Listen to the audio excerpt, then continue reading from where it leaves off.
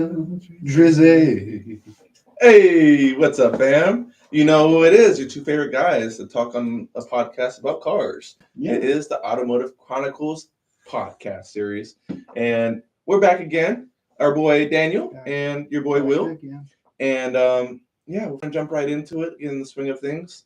Our last podcast was about 2 weeks ago, I believe. Not wrong. We tried 2 weeks ago, didn't we? Really? Oh, was it 2 weeks ago, huh? Yeah. Oh, we damn. tried 2 weeks ago, so it's been a month. Yeah. So our monthly podcast series. It's been a month. Yeah. That seems to be just how we function. Yeah. I mean, like a month by month basis. Yeah. It's about right. You know, when we started, we had very high anticipation on output. And we did though. We performed. Yeah. For a minute. It was taking a toll. It was a heavy load. And at that time, I was even doing school too. Yeah. And that's when we were editing videos and stuff.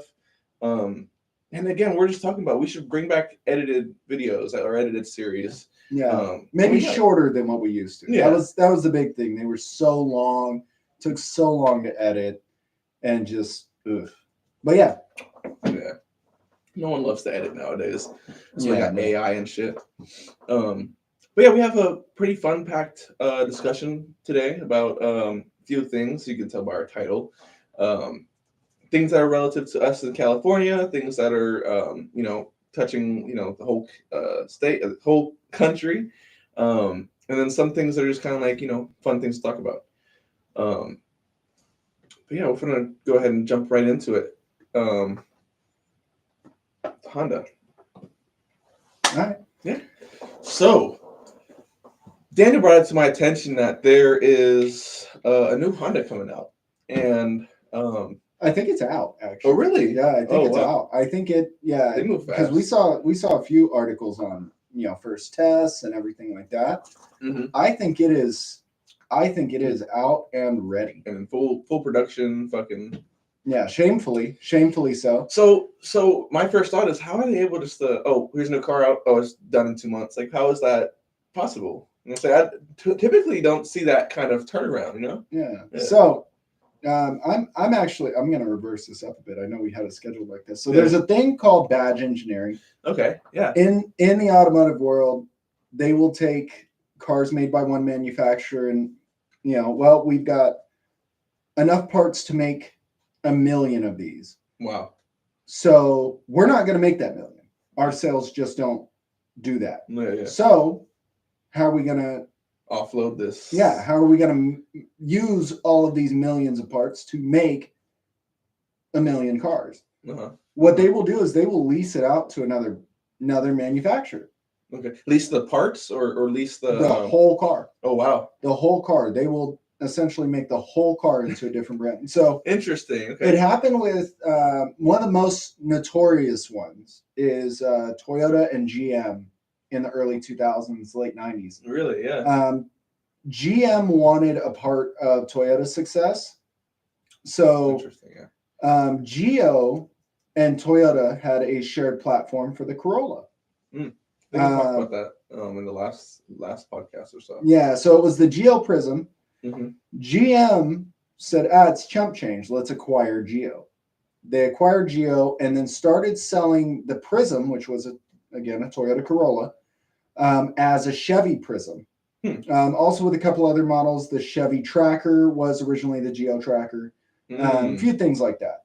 But so at one point, Chevy, Geo, and Toyota all had the same car. Crazy. Same idea with the Toyota Matrix and the Pontiac Vibe. Uh-huh. Same exact car. That one was a bit more than badge engineering, I'm going to say, because they actually changed some body panels. Oh. I mean, you can see the two photos of them here. Okay. They're the same car underneath, but they changed some of the things and made it more Pontiac. Yeah. Very, very sharp corners, sure. Aztec-y looking. For sure. But there's tons of them. There's tons of different things like that. I actually saw something, and I always thought this to myself, but I never had any real proof. Mm-hmm. But the Chevrolet Bel Air Impala from '58 was the same as the Pontiac Bonneville.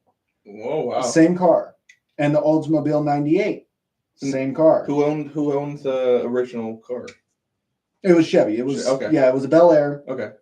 But then you look, you've got Bel Air Impala convertible, Pontiac Bonneville Catalina, Oldsmobile 98 convertible, Buick Limited Riviera, and the Eldorado Seville. All the same car. Wow. So GM was not the originators of it, but they've cheated this shit for so long. Just like the Pontiac GTO we got here in the States was a Holden from overseas.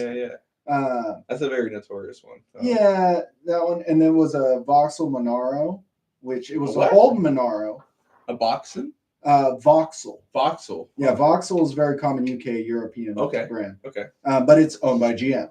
Nice. And that's the thing. GM, the only reason GM is of any notoriety at all is not because they sell a ton of cars. It's because they have 18 fucking brands under their shit. Yeah. They've got fucking Buick. They've got Cadillac, GMC, Vauxhall, Opel, Saturn. All of these fucking brands. Yeah, there's a ton more too. Yeah, absolutely. They have Pontiac. They had how many others did they just Hummer. I mean, all of these brands were under GM over the years. Oh, Oldsmobile, another one that's dead. Geo was one of them. That's some Indian shit probably. But all this shit, all of these models, GM doesn't expand their business; they just buy another brand. But yeah, so that's badge engineering. Huh? Yeah. So, another one perfect example. Tokyo Drift. What kind of car what was his name?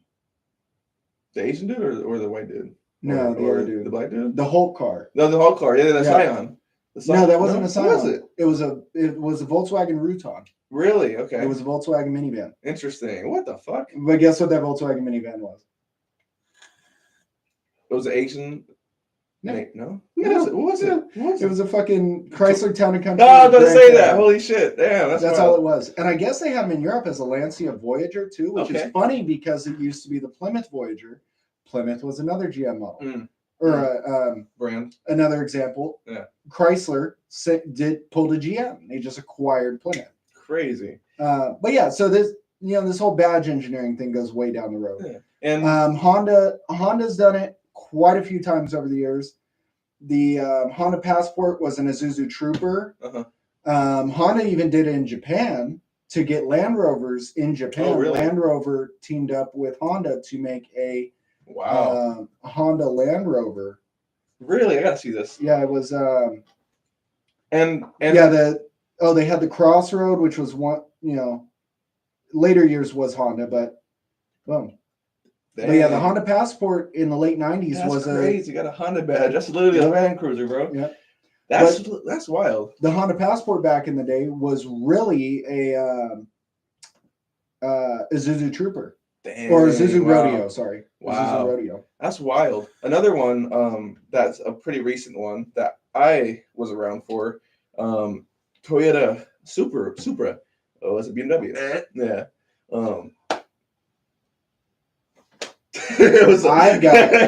I've got something. I've been wanting your opinion on this for a couple days, What's up? I wanted to save it for the podcast. Okay. And it live. I love it. What you got?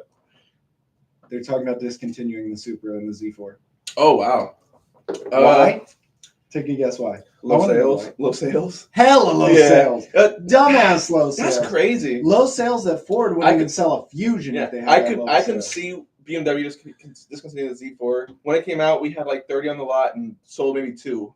So they weren't very popular. Supra, I'm surprised about because I actually kind of like that one. It looks, a little. I can see it. I'm not gonna lie. Yeah. I like the Z4 better than I like. Really? Wow. I wouldn't buy either one, but if I had to, here's a car, you have to drive one of these, I would drive a Z4. Well, you wouldn't fit in it either way, so it's very practical for you. It's like an S2000. Yeah, legit. That's surprising. I didn't know they were discontinuing it. That's wild. Yeah. Live production. Damn, I'm sad about the Supra. It's still. It's still rumors, but nonetheless, Toyota's not low volume people. Yeah. But they fucked themselves by letting dealers put such a high markup on it. It didn't get out there, didn't get in front of people, and then the whole SEMA market blew the shit up. The Supra sucked ass. But okay, back to our. Well, I wanted to. Your thought on one more thing on badge engineering. Yeah. your take on badge engineering for the automotive industry. Do you think it's a good thing or a bad thing, and why? I think you have to bring something different to the table, no matter what that is. In versions of somebody has a great design, like aesthetics of a car are just beautiful and magnificent. Yeah. But they're unreliable. Badge engineering makes sense for me to change the drivetrain. Okay. Or things like that. You got to make it your own. Like the Pontiac Vibe versus Toyota Matrix. Most people don't recognize that one unless they hear about it because they look different. Yeah. Right? I agree. The Holden Monaro and the Pontiac GTO. That's a good version of it because we did not have the Holden cars in the U.S. Chevy SS and the Holden, whatever the Holden version is, same thing. They were not offered here, so they rebadged it to bring it here. Fine. Toyota and that Land Rover, or Honda and the Land Rover. Land Rover could not get into Japan. Yeah, good move. Hire Honda. Great move. Yeah. So in some instances, yes, it has a good benefit. It has a good reason. Yeah. But in a lot of cases, it like all of GM's, it's useless. It's and I'm not talking the GMC Sierra, Chevy Silverado. That's like Ford, Lincoln, and Mercury back in the day, right? It was levels. Yeah. Right. Same thing if you look at a Chevy, GMC, and a Cadillac of the same car, right? Yukons and Yukon, Tahoe, and Escalade. Yeah. It makes sense. You have levels of the car. Yeah. But in a lot of these, it is really just let's throw a different sticker on it, send it on its way. Yeah. And that's the shit side of it. Yeah. Like Chevy getting the Toyota Corolla. Fucking stop. Yeah. Stop. You're trying to promote yourself as reliable, which we all know you're not. Yeah. So stop. Yeah. I agree. I agree with a lot that you're saying. And then, like our case subject here, I think it's going to actually hurt the brand more than it's going to help. So I'll drop it. We pussyfooted around it. So the Honda has now dropped the Honda Prologue, which is their entry to the EV market. Because they wasted so much money on hydrogen. Wait. Did I have any EV vehicles before this one? No way. No. What the fuck? Yeah. I didn't realize that. So Honda was avoiding it. Interesting. I thought they'd be one of the first to get in that market because, I don't know, Asian cars and EV kind of fits very well. Because who done it before? Fucking, I'm drawing a blank. Fucking, Lexus? The EQ, no, that's Mercedes. That's crazy. Don't even started on Mercedes. They're on my shit list right now. That's wild. But so Honda never jumped in. Honda never got into that market. And in all reality, I think it's going to hinder the brand more than it's going to help the brand. I think it's really going to hurt Honda because they're taking a leap of faith with Chevy's reliability. And as we all know, Chevy is not a reliable brand. They're not there. They're not. Do you see any Chevy thing? I mean, besides that fucking, where'd it go? Besides the goddamn fucking Camaro that I brought for my son's collection, we ain't got nothing Chevy in this whole building. For good reason. Yeah. I mean, Chevy does not make a sound product. Yes, trucks are trucks, whatever. But outside of their trucks, they're not reliable. They're not there, right? Who drives Malibus?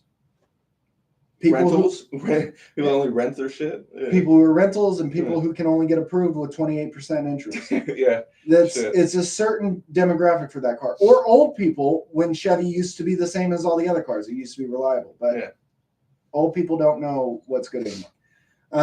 But the only good things about Chevy is Cadillac. My honest opinion. I don't even like Corvettes because of that. I love Corvettes. They're pretty sick. Camaros are all right.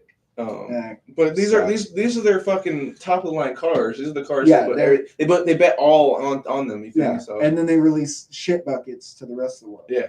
The Chevy, and this should be a prime example to Honda why to not do business with them. the Chevy Volt and the Chevy Bolt. Horrible. They're terrible cars. Yeah. The demographic for that cars are like divorced dads that get custody every other weekend, or like supervised visitation type shit. Yeah. Right? Nobody chose to buy a Chevy Volt. Yeah. Right? And funny story, quick story. Yeah. I had a Chevy Volt on the lot when I worked at the other dealer where we met. Yeah. And I took it on a test drive with a customer, and shit you not, we almost got hit by a train once. Oh shit. Yeah. Yeah, it was a train, not a semi. Semi was a different story. The things didn't fall yet, and we were trying to go, and we could not go any faster. Oh wow. And it was like 0 to 60 time in like 8.5 seconds. Oh, and so we're like, go, jumping, trying to go. I'm about to Fred Flintstone this motherfucker, get through the floor and start walking. Nah, for sure. It honestly, they are so horrible, just so awful as vehicles. Everything, interior design, exterior design, everything about it is just a horrible car. Prime example, look up the results of a Chevy Cruze or reliability of a Chevy Cruze. Just what is even reliable? That's it. Yeah. So that's crazy. I truly think my subject matter opinion on this is avoid the Honda Prologue because it is a Chevy Blazer EV underneath, and you will open the frunk, if it's a frunk, I don't know. I know the engine's up front in this, or the battery pack's up front in this, which is a fucking testament to the fact that Chevy did not even fucking develop this car properly. Yeah. Because it is a Chevy Blazer where they just said, fucking strip all the shit out of it, put the batteries up front. How many other EVs have the battery right up front? No. Fords have a frunk. The batteries are not up front. Yeah. Normally they're under the they're car. Underneath. Yeah, because it's a heavy fucking, prime fucking example. Physically, physics-wise, right? Fucking having a front heavy vehicle is going to cause more fucking accidents. Yeah, that's the only benefit to EV is you don't have a front heavy vehicle. The Tesla Model X is the only full-size SUV to ever get a perfect rating on rollover in the NHTSA crash test ratings. Yeah. Because the batteries are on the bottom. You tip it on its side, it's like Grand Theft Auto. It's going to fall back onto its four wheels. Yeah. Yeah. So the fact that Chevy said, fuck it, let's just strip the engine out of it, put some fucking batteries there. It's the most hillbilly engineering of any mainstream manufacturer there is. And yeah, dude, I think it's funny. What are the sales like for the EV Blazer, for one? I don't know. It's dropping at the same time. Yeah. So yeah. See, so I mean, Honda, man, like, see the red flags, like, either make a stand and avoid the EV game, or apologize for hydrogen first. Just do that to begin with. Apologize for making a hydrogen car because that was a fucking dumb idea. And just focus on your fucking cars. Focus on making your cars. Not for sure. If you're not ready to hit the EV market, then don't. Literally throw up the middle finger to Biden and say, we're not going to do it right now. Yeah. We'll do it when we want to. And I guarantee you it's a Biden push that made them force their hand to do this. I'd agree on that part. And I just realized we didn't cover my thoughts on what rebadging is, or how it affects the industry. In a case like this, I feel like it's going to dilute the value of each brand. I'm pretty sure you mentioned the same thing, but Honda having the reliability factor and all that stuff is kind of like cheating on a test with AI fucking or Google fucking searches and shit. It's like the teachers are gonna know, the consumers are gonna know, and they're gonna be like, I don't fucking accept this at all. There's good things come from it. If they take the car but add their own things to it, great. I like that. Spice it up, make it better. Exactly. But if you're gonna copy and paste, dude, it's gonna become an ultimate NPC kind of thing, and it's not gonna work out. Yeah. I'm saying have some uniqueness to it. And I think at the end of the day, honest opinion, it's gonna be similar to Ford and International with their fucking beef they've had for so long over the diesel engines. It's gonna be the same kind of thing. It's gonna ruin connections between manufacturers. GM and Honda are not going to want to work together when this thing fucking falls flat on its face. We're calling it now. Call it now. Put it in the record books. ACP, they said the Honda Prologue is going to be a flop. It's going to be the most unreliable Honda to exist. Yep. And that's saying something. That is saying something for real. Yeah. Where did anybody go? What you mean? Everybody's gone. Yeah, it's all right. It's all right. I'm sad now. They're back. Hey, thank you. Thanks for coming back. We missed you. We man. got worried. You're the only one giving us fuel. Like, yeah, come on. Leave a chat. Say something. Yeah, come on. We don't bite. But yeah, so should I just calling it? It's gonna be bad. I look, you want one. Can you? Why can't I? Will we get demonetized? We've never been monetized. I'm going for it. We're going for it. I'm gonna hit the fan. Set up for the next one. So, talked about badge engineering. Talked about the Honda Prologue. I'm feeling road rage. You feeling road rage? Oh man, I'm mad. Yeah. I already got the pot out. To kind of relax my nerves. Get that nicotine film. Yeah. All right. So here at the ACP, we take a lot of stands against corrupt fucking government ordinance, i.e., Biden and his EV bullshit. And if anybody didn't know, we'll tell you now, we're Californians and fucking hate it. But our piece of shit governor, Gavin fuck Newsom, is trying to push this per mile tax because he's losing revenue from the lack of sales on gasoline. So he's pushing this per mile tax for everybody. It's in a trial run right now.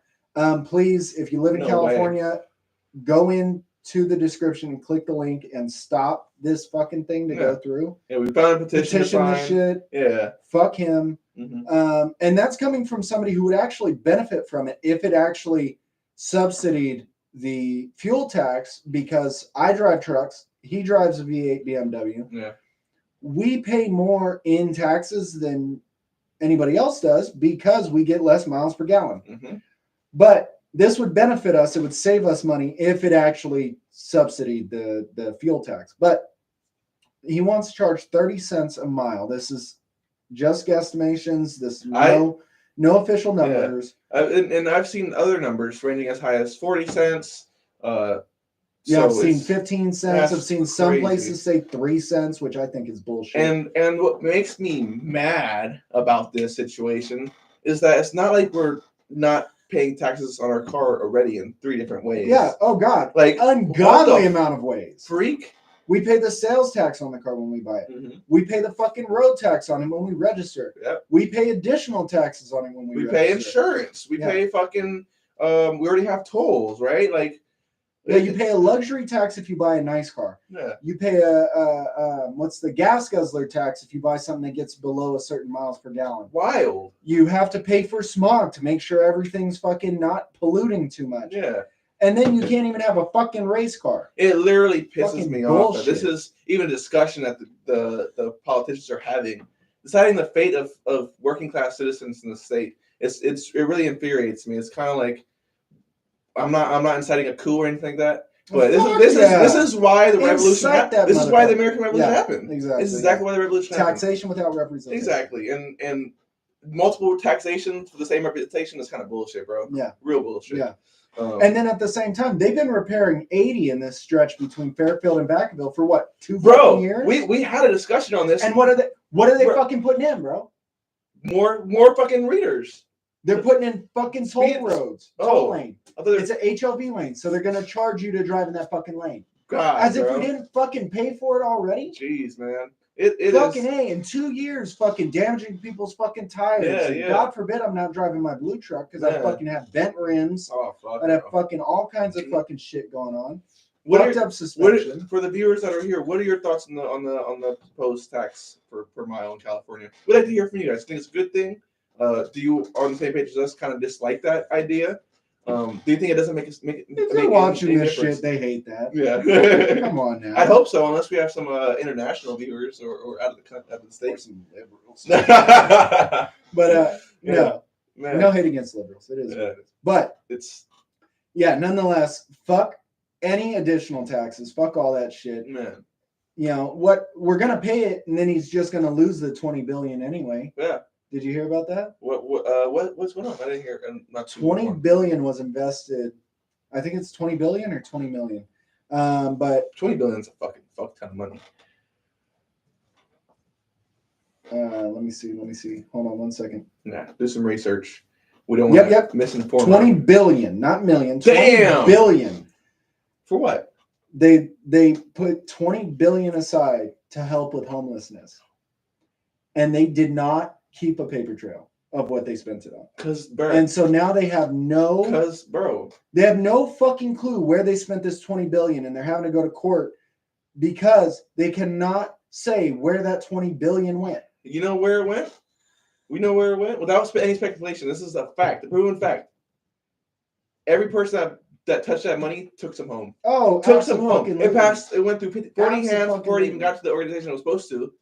And at that point, they got maybe like 5 billion left, or maybe even way less than that. Yeah. And where'd that go? Not even to the resource, to Narcans, to fucking, fentanyl drugs and implementation tools to use drugs. Like they're not helping the homeless, bro. Yeah, it's ridiculous. Homeless weren't even a thought when they did that. They were like, "Hey, we can make this money." That's what we're saying. Where to go? Oh, you're asking me? You're asking me where it went? It didn't go to me. I wish it did. I wish it fucking did. I wish it did, bro. Hey, I might get into politics. Let me borrow like 110. I got you. Shelby truck. I got you. All right, yeah, bro. Shit. 110 mil. Put me in politics, bro. I'd give everyone a stimmy checks, bro. Fuck that. Stimmies. But yeah, bro. No, you can't get a piece of this. You weren't here for the podcast. But nonetheless, that's our road rage. Fuck the additional tax. Fuck all that bullshit. Gavin Newsom. Yeah. Fickety fuck you. Man, go like.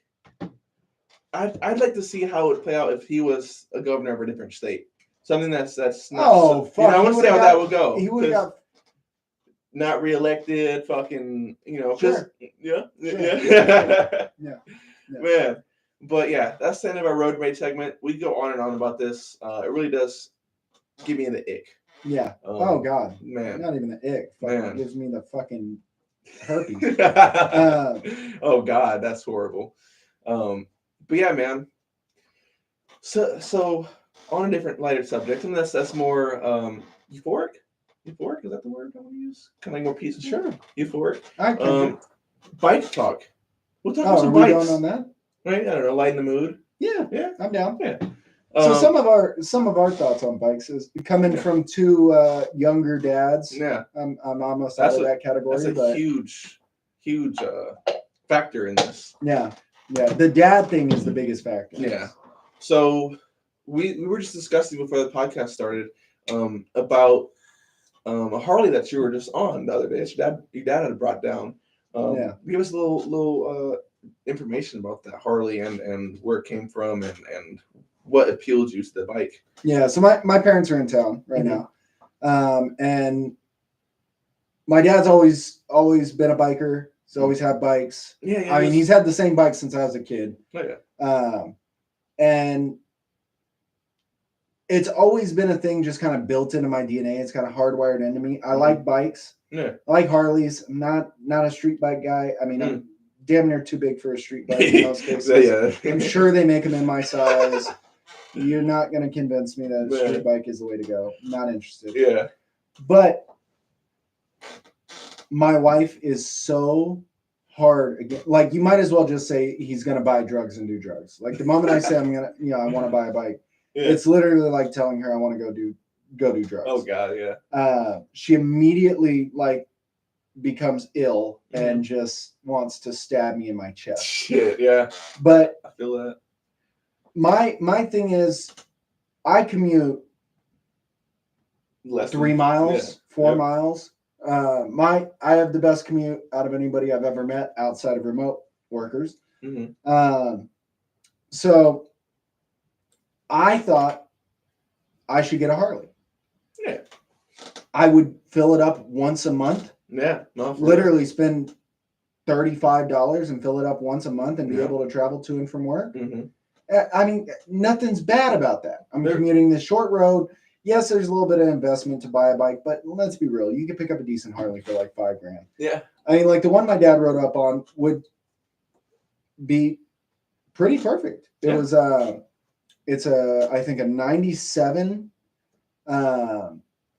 Harley, I think a Dyna or Street Glide or something like that. Okay. Cool bike. Like the bike. Mm-hmm. You know, I sat on it. It's perfect size. It was like this color. Yeah, kind of like a teal green.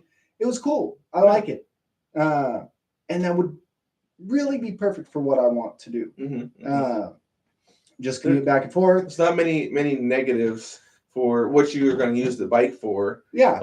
Yeah. And, just talking about the road taxing, that just totally fucking negate any kind of change. Yeah. Right. Buying a bike, you pay less in tax all around. You pay Mm-hmm. less in gas. You wouldn't pay the road tax because from what I read, it only applies to cars. Mm-hmm. But yeah, everything about it. Insurance would be stupid cheap. Mm-hmm. And of course, I'd still have to have a truck, and I'd still have to drive a truck sometimes, drive my daughter to and from, or, if I got to go somewhere else, whatnot. Yeah. But yeah, it's a very big battle in my house for the fact that, it's unsafe or the risk involved with having a bike. Mm-hmm. And it's one of those uphill battles. I want one. Yeah. It's in my DNA. That adrenaline seeking, I gotta have that. Man.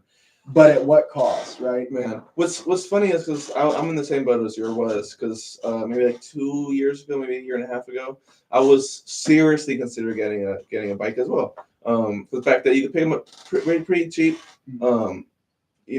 marketplace, third party seller, and all the positives you're talking about, gas is cheaper, fill a tank up, mileage is great, and the fact that it's, if you're doing for a solo commute, one person going to a job within 20 miles, like it makes perfect fucking sense. Yeah. When I was working in the city, I would hate having to sit on bridge traffic, bro. Yeah. And the main reason why I wanted to get a bike was because I would avoid all that. Yeah. Lane splitting. Yeah. Beautiful fucking thing. Yeah. I love that. And I love it so much. I actually respect people that do that shit. I'm like, I see him coming up. I'll move to the side. Yep. Fucking dude. Like, I wish I was you right now, bro. And fuck anybody else who disagrees. Yeah. Move the fuck out of the way. No, for real.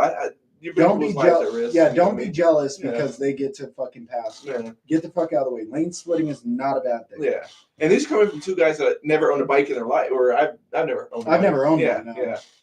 I never even rode one, bro. Oh, really? Yeah, I would love to. I would love to. I recommend you ride though. Yeah. Ride it. See how comfortable you are. Yeah. With it. I mean, I've been on bikes my entire life, Okay. so it kind of comes natural to me. I mean, before I was even born, my mom would ride the Harley 8-9 months pregnant. Holy shit, that's a wild sight to see. I think it was like a day or 2 days before I was born. My mom was riding the bike with my dad. Yeah. Man. But at 65 years old, my dad's still out there riding a bike. Oh yeah, there's no age limit to it, right? I think the thing that hinders us a lot, or our group of people, is becoming a father. Yeah.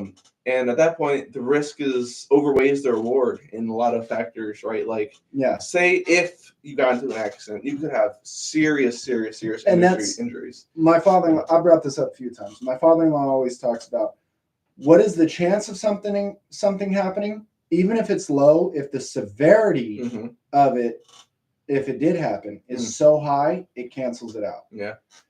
So even if it's a 1-2%, but that 1-2% is a 90% chance of death or serious bodily injury, why even risk it? Yeah. But there's argument to that of, if you really look at the statistics of how many bikers really get into accidents and how many actually die from those accidents. I mean, if you're not doing dumb things, you're not going to have dumb outcomes. In most cases. I mean, yes, other people are on the road, but it's the same thing if you're in a car. Yeah. Right? Yes, you have your bubble around you and whatnot, but on a bike, you're a smaller target, of the way. Yeah. You can maneuver out of bad situations easier. Yeah. There's so my take on it, if there's things to do to prevent collision or accidents when you're on a bike, right? Yeah. A lot of times, if you're ever driving in a car and you're minding your own fucking business, and a biker's coming up, they will start swerving so you can see their lights, right? That's and I look at the training courses. That's the technique you learn. Show them that you're behind them. Rev it. You feel me? And it's not to be a dick. It's hey, I'm behind you. You might not fucking see me. I'm coming through, right? Let's scoot over a little bit. Yeah. Or when Harleys will do it a lot, and I know a lot of people don't understand why they do it, but when they're splitting lanes, they'll rev. You're going to hear them before you'll see them. Yep. So they're revving to let you know they're coming up. Yeah. It's like same thing on bicycles. You're walking on a trail. right? You have bikers have a set path to set on, and they're supposed to stay on that side. They're not supposed to go around the person. Ring, ring, I'm on your right. All right, let me get to my left. Boom. Yeah, dude, like do the things you're supposed to do, and riding a bike is as safe as driving a car. Yeah, you're right. Yeah. And there's what's so cool about living in today's age. There's so much new inventions or innovations coming out to prevent catastrophic bodily harm if you get into a crash on a bike. Like there's fucking suits that implode as an airbag. There's same thing with the neck shit, the airbag vests and the helmets with the airbags built in. That's just fucking cool. And then if you get into a crash and you have your phone on you, there's an app you can download that will notify everyone on your list that, hey, I got an accident. Here I am. Fucking right. Fucking beautiful fucking things. Riding a bike is definitely, I can see it being scary for a new mom, right? Or any mom, really. Yeah, or any wife. Yeah, exactly. You don't want to lose your loved one either, even if you don't have kids. Yeah, but what's funny is I've heard more stories about death happening in small vehicles than on a bike. Exactly, and that's a point I was going to make too. Is if you drive a subcompact car, just Honda Fits, Ford Fiestas, things like that. You're prone to getting severely injured no matter what. That vehicle, it's only going to stop you so much. There's so many trucks on the road, semis, all kinds of things. You don't have anywhere to go in a small car. And you can't maneuver in a small car like you can on a bike either. So the impact's still going to hit you just the same as if you didn't have that protection. And it's, in all reality, in some cases, it's worse because a bike, you're off of it, right? Just a quick boop, I'm off the bike. In that car, you get crunched, you get caved in, the dash closes on your legs, any of that, you're stuck until somebody gets there. Right? A bike, you can kind of plan your exit. Absolutely. I mean, given some time, but you can plan your exit for the most part. So, we're selling motorcycles to you, even though this is a car page, but motoring all around. Motoring. Absolutely. And if you have a passion for vehicles, it's not much different. The gap between cars and bikes, it seems like a big gap, but all around we all like the same thing: the noises, the feel, each vehicle has a soul. You feel me? I think bikes kind of speak to both of us too, because we're not in a situation right now where we can build our project cars and make them like we want. One, a bike would save money in the long run, and for two, it's a lot cheaper to modify. So a little bit of money goes a long way on a bike. Whereas a little bit of money does not go very far in a car. Man. A little bit of money on a car gets you air freshener. A little bit of money on a bike gets you tires, routine maintenance. Different pipes, things like that. You're talking modifications for a bike are in the hundreds, not the thousands. And bikes are dope, and you might see one of us on a bike. I don't know. Probably not. I think I got talked out of it by my wife. I'm going to keep pushing the subject. At some point or another, I'm going to have a motorcycle. It'd be cool. It'd be cool to see one. It's built into my DNA. I cannot deny that anymore. No, for real. And just to finish the subject off, I remember when one of our first videos, we talked about, or we had a clip playing from South Park, the bikers. That there are some bad things about the biking community. That we could go on and on about. Definitely. But we're focusing on the positives. You feel me? And we wouldn't. We look at it from a point of view as what would we be riding a bike? And it's not the biker bullshit. It's not any of that shit. Man. But so that's the bike talk. We just some aspirations. You feel me? But and we're gonna wrap it up with another content creator that's in the automotive industry. The things that he does in the automotive industry is a little more destructive than we. He's very frowned upon in a lot of. Actually, very very notorious in the community. He's and he gets I want to say damn, drawing a blank.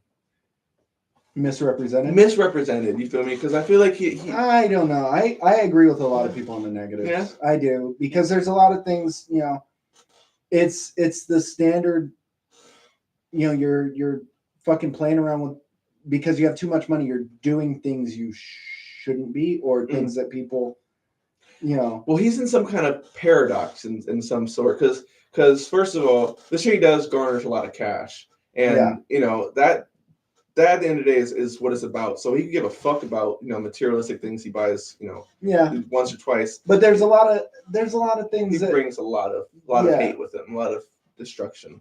And the person we're talking about is Whistlin Diesel. Welcome to the show. yeah. But he's when I first came across this page, I was like, what the fuck, bro? Holy shit. Yeah. And it enticed me to keep watching. And so that's why he's in that kind of, I put him in a paradox, because the shit he does is frowned upon, but it keeps bringing people back, bro. Yeah. And that's the thing. I mean, he destroys a lot of vehicles that, if you really look at it, people put a lot of heart and soul into them over the years, and he just fucking destroys them. Yeah. Ones that he's bought, you know, flat out new and all that, like the Ferraris and the shit, Dodge fucking Demon. destroy them. I don't give a shit. The Tesla, fucking give a shit. But he started with destroying trucks that were heavily modified. Yeah, and bought them from people that built them, right? Yeah. Built trucks, people that, you know, put their love into it, their soul into it. Buys them for the asking price. So this is the meme that I'd be seeing when Whistlin Diesel shows up, pays full price for your truck, and then people in the comments are like, "Would you sell it to him, knowing what he's gonna do to your truck?" They're like, "Nah, fuck that." And then everyone else is like, "Yeah, fucking, you know, paid full price. It's his truck now." Yeah. It is what it is. Yeah. But I mean, I would be kind of pissed if it was Whistlin Diesel that showed up in something that I put my heart and soul into. Yeah. No, for real. But yeah, I mean, if he came to buy one of my vehicles, I'd be like, "Look, bro, no, I don't. You know, I don't want to sell it to you because I still have an attachment to this car." Mm-hmm. And I'm sure he would understand, because at the same time, he is somebody in the automotive world, so I'm sure he has attachment to cars that you'll never see on camera. True. But at the same time, he has so much money, he can replace it. Yeah. Right? Yeah. We don't have that. He's in that paradox, bro. Yeah.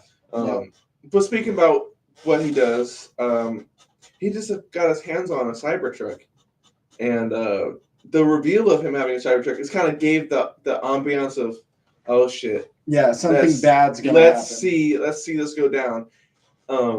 Two thoughts come in mind when I seen that first, you know, video. I was like, how to get a Cybertruck first? Because they were very selective on who gets them. Second thought was, how is he know about destroying this thing? Because as far as I know, it's pretty goddamn durable. So I want to know what your thoughts are. Bullshit until the motherfucker does. Man. Gonna just keep putting fucking piss on it until it fucking rusts all the way through. Yeah, okay. Then the rust will be the first. He's gonna do a torture test. Yeah. I mean, that's really what he's gonna do. He's gonna absolutely fucking decimate that thing in some off-road shit, and then he's gonna crash it. He's gonna run shit into it. Mm-hmm. He's gonna do dumb shit to it. He's gonna lift it and put like fucking 80-inch tires on it, or wagon wheels or something like that. Yeah. Just for the clickbait of it. Okay. And he's gonna have hella people, and he's gonna make fucking $500,000 off of the abuse of that truck alone. Yeah. And yeah, it's just gonna happen. I mean, those trucks are up for auction. They're at dealerships. They're they're available. You can't get them. And you're gonna pay the price though. Yeah, and so we just talked about this in one of our most recent podcasts. There was a Tesla truck that sold for like $220,000. Yeah. And our thoughts then were the Tesla's agreement, or in their their customer agreement when they buy the truck, you can't resell it. Yeah. So my thoughts are, how is this happening? Who do you think bought that one? Elon Musk. Yeah. Oh, that was him? I bet it was. Oh, I'd make fucking sense. Yeah. Yeah. Because they are hard. They are hard to get, right? Yeah, they're hard to get. Yeah. One touches down on a lot. Mm-hmm. $220,000. He's gonna look at it and be like, "Yeah, it's an investment. I can make $500,000 back off just doing videos for this." Absolutely. I mean, shit. He probably made a couple $100,000 just from the TikTok of that shit. Yeah. No, legit. And he didn't even do anything to the truck. He just showed it off. Yeah, he just put stickers on the imagine if I just did a video of my Durango or my Beamer. He's gonna milk it. He's probably not gonna crash it in the first video, but he's gonna fuck it up. For sure. Routinely. Do you think he's gonna shoot at it? Oh, most definitely. Yeah. At some point. Not first video, but he's he's probably gonna shoot at the windows. Yeah, for sure. Yeah. Do you think he's gonna run through fire? Oh, of course. Yeah. Oh, of course. Do you think he's going to try running it over with like a bulldozer or some shit? Towards the end, he's probably not going to run it over with a bulldozer. He'll probably hit it with a monster truck. Okay. Yeah. And then I seen him pull up with the Ford F-150. Do you think he's doing some comparison test or? Fuck no. He doesn't give his whole thing is just abuse, right? Fucking, yeah. So, he's going to destroy both of those cars back to back. Yeah. And my thought was they've already done comparisons with Cybertruck with other trucks in the market, and the Cybertruck. I'm surprised. The one thing I'm surprised when I first saw an F-150 pulling up, I was like, "Why the fuck wouldn't you get a Lightning?" Yeah. Right? Yeah. Why not fucking destroy both of them? Those are the both EV top trucks. market EV trucks. Yeah. Why wouldn't you destroy both? True. Do you know what kind of F-150 he brought out? It looked like an old one. I mean, it was like a 19, 20 and older. Mm-hmm. 18 to 20, judging by the grill. Yeah. So I mean, it's probably honestly a truck. He's just like, fuck it, buy it, bring it. Yeah. We'll fucking destroy it too. For sure. His accountant's got to be pissed. Like really, his accountant's probably like, "What the fuck did you do now?" For real. But his accountant's probably like a raccoon. Yeah. Yeah, I wouldn't be surprised. For real. But yeah, he's gonna destroy both of them. He's gonna do tug of war, torture test type shit. He's probably gonna like cater it to the idea of a comparison, but it's just gonna be fucking both of them up. He's gonna like run a forklift into the side of both and be like, "Oh, this one didn't put that much of a hole as that one did." Shit like that. See, I would love to get this channel to do something like that, or do something interactive, or something besides podcasting. I love having discussions. I love this interface, but leveling up, right? There's levels to this shit. So I had an idea, and I wonder if we do this. And tell us what you guys think of this. There's a TikToker that I like to watch, and he does what's called end of the road reviews. Okay. Raphael, I think his name is. Okay. Big in the BMW community. Really? Okay. But he does end of the road reviews and just drops random knowledge on cars in the junkyard. Interesting. Okay. And I kind of like that. Yeah, I think that would fit actually very well with our channel and what it's aligned with. Just little things, seeing cars that are there, talking about them, talking about little details and shit like that. For real. I think that would be a pretty cool little idea. Why haven't you brought this up before? This is just a spur of the moment. No, I've thought about it for a minute, but it's one of those things. It's time, right? When do we ever have time? True. And that would have to be an edited video. Yeah. Well, then again, we were talking about doing a shorter edited video with our homie Mike. So possibly that if he's interested in it, I don't know if Mike's checking us out or not. But yeah, potentially if you guys like that idea, just drop a comment or tell us. Because I'm down. I think it's been long overdue to hit the junkyard again. Yeah, any excuse to go to a wreck yard. No, for real. And yeah, dude, I think we got easily knocked that shit out. It might happen with or without your support, so it's gonna happen. Fuck it. We're just gonna tell you it's gonna happen. Yeah, I love that idea, bro. Yeah, we got future plans for this channel, guys. We're growing here. We've been doing this for almost a year now. It's getting there. It's getting there pretty fast. But yeah, super happy and thankful for you guys for keeping us going. So even if we have no viewers right now, we love doing this kind of thing with or without you guys. It's something that gets us. It's our creative, our piece of art, our work. So yeah, man. 10 months. Damn, been on here 10 months. Damn. We gotta have a year. We had to do something big for a year, bro. Yeah. Something big. It has to be an edited video for sure. Yeah. Definitely. But yeah, man. Back to the basics. And I think that's about what we got for today's episode. Yeah, that's all we got right now. ACP. So we'll go ahead and close it up with our closing statement. I'm gonna drop some gems. I don't know. He's like with a closing statement. Create one on the spot. Create one on the spot. Fucking this boy. I don't know. I was about to go deep in my bag, but right now it's pretty dry. Hit him with the hugs and kisses. Yeah. Thanks for tuning in with another episode of the ACP podcast.